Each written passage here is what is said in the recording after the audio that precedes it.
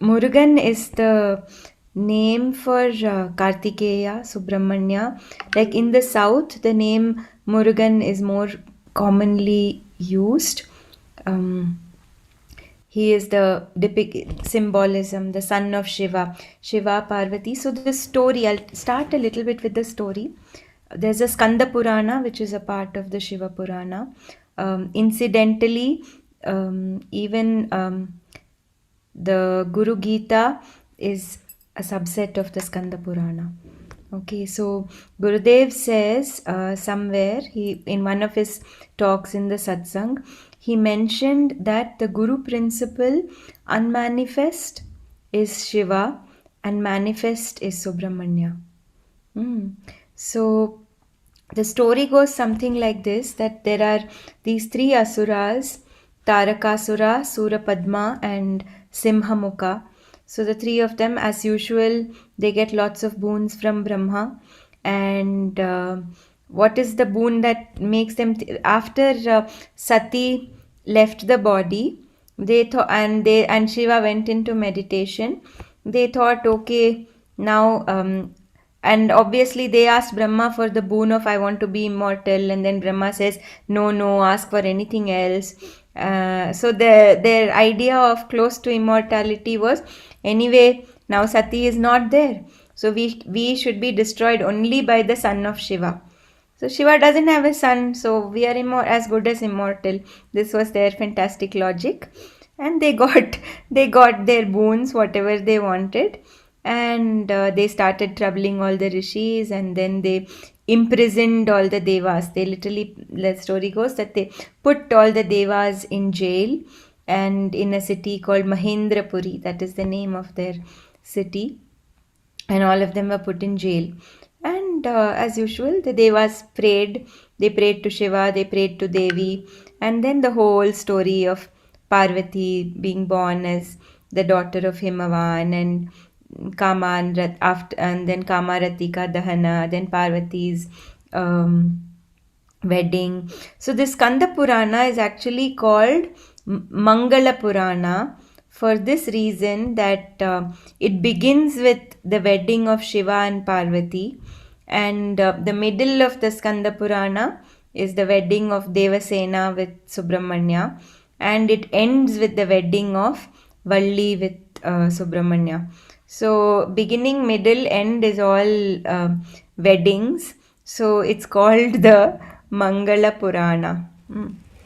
So now Shiva Parvati wedding has happened, and after that, again the devas keep praying. So Shiva is reminded, and the rishis also come and put in request that Abhi, it's been a long time, they're all in jail, please help creation. So the story goes that there is from the third eye of Shiva, a seed of fire. So a seed of fire emerges from his third eye, and Agni himself comes forth to bear it, because it's a seed of fire, no? So the devas think that Agni is the suitable person to carry it. But it was so hot that Agni could not hold the seed. So he manages for some time and then gives it to Ganga. Okay, so once he gave it to Ganga, because Ganga's cool, she'll be able to cool the seed, is what the Deva thought. But she could also not bear the heat of the bija, and Parvati creates a pond, which they call it Sharavana. Okay, and it's called the description is of a pond between the forest of reeds, but Sharavana has another meaning in Tamil. Okay, so in that pond, the Ganga drops the seed, and there it becomes 6 babies. 6 children who are the 6 children who are nurtured by 6 devtas. They are called Karthika Pengal, we say in Tamil. 6, the Kartika Kanyas. No, the Kritika Nakshatra, the constellation that is there, are these 6 representation of these 6 Kanyas.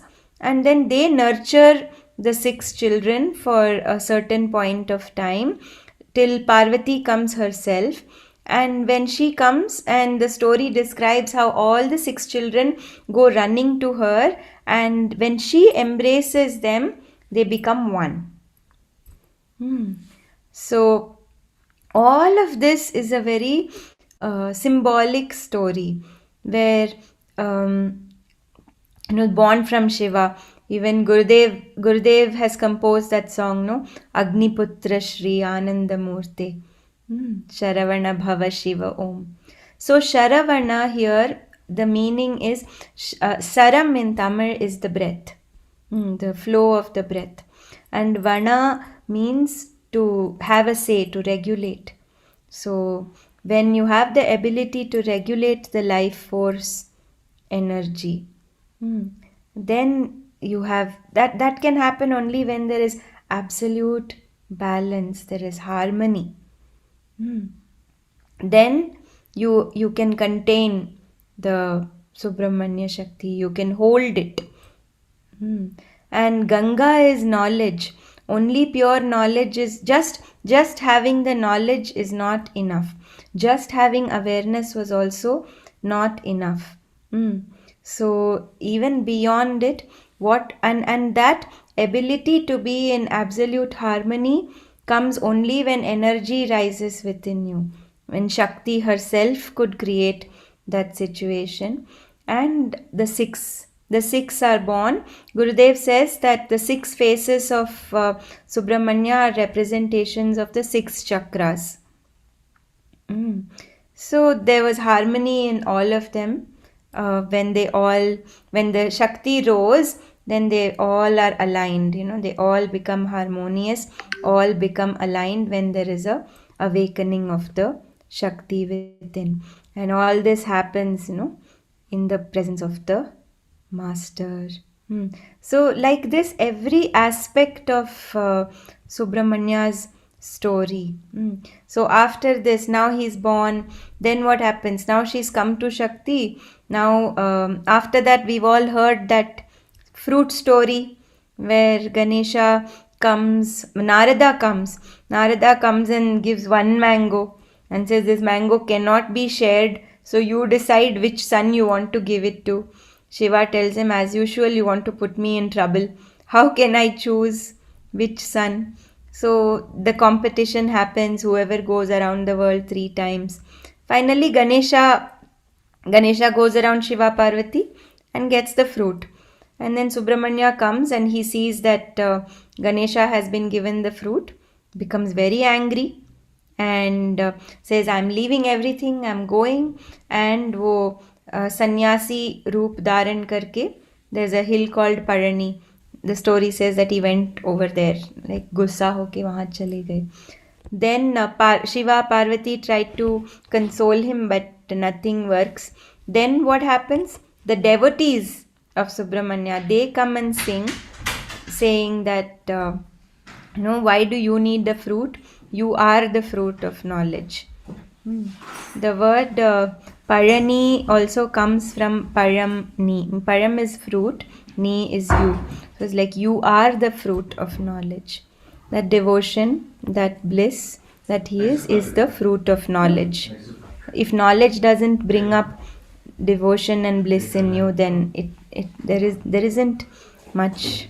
So Gurudev says here that wisdom, love, and beauty all are the same, and that is Subramanya.